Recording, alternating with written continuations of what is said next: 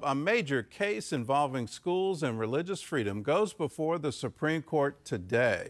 The key issue, allowing parents to remove their young children from classes with books containing LGBTQ content. The High Court's ruling could have far-reaching effects on schools across the country. Wendy Griffith has the story.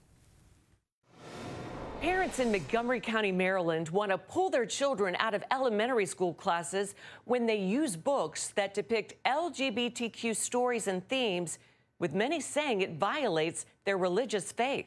But the county school system refused to accommodate the parents and would not allow them to opt out of those classes. Lower courts agreed, so the parents, including Christians, Jews, and Muslims, took their case to court. The outcome is now in the hands of the Supreme Court, who in recent years have repeatedly sided with claims of religious discrimination. All we wanted is the accommodation, not necessarily to ban the books or remove the books as it's been reported. The controversy started in 2022 after the school board approved several books for pre-K and kindergartners. The list included My Rainbow, about a black transgender girl whose mother creates a special wig to match her identity. Uncle Bobby's Wedding, where a young girl's uncle marries another man. F for feathers, for flags, and for fun. And Pride Puppy, an alphabet book following a family and their dog at a pride parade. It's really important for us to center LGBTQ plus voices. In court papers, the school district compares the materials to classic fairy tales, arguing the storybooks are no more sex education than stories like Cinderella and Snow White. And although the material is labeled as language arts, some parents say the content is very sexual and too much for young children. I'm here to tell them my 7-year-old daughter, she's not ready for this.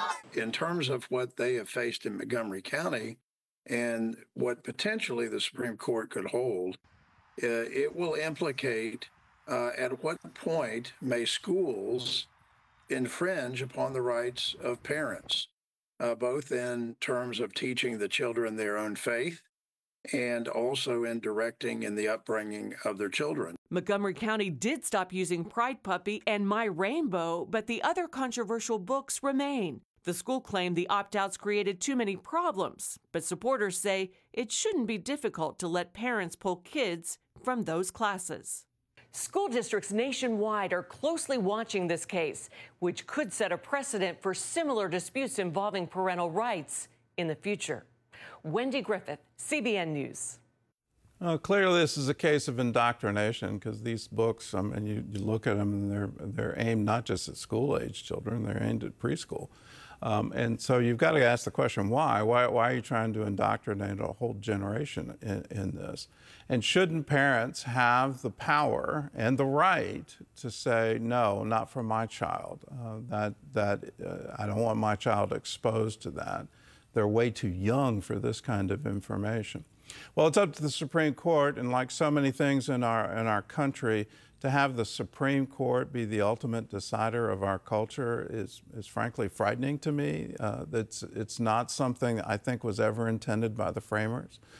But here we are, and it's up to families to join together to say we have to sue our own school board and we have to sue our own school system to stop this indoctrination, and only the Supreme Court can save us from it. We'll see. It's a case that we will be closely watching.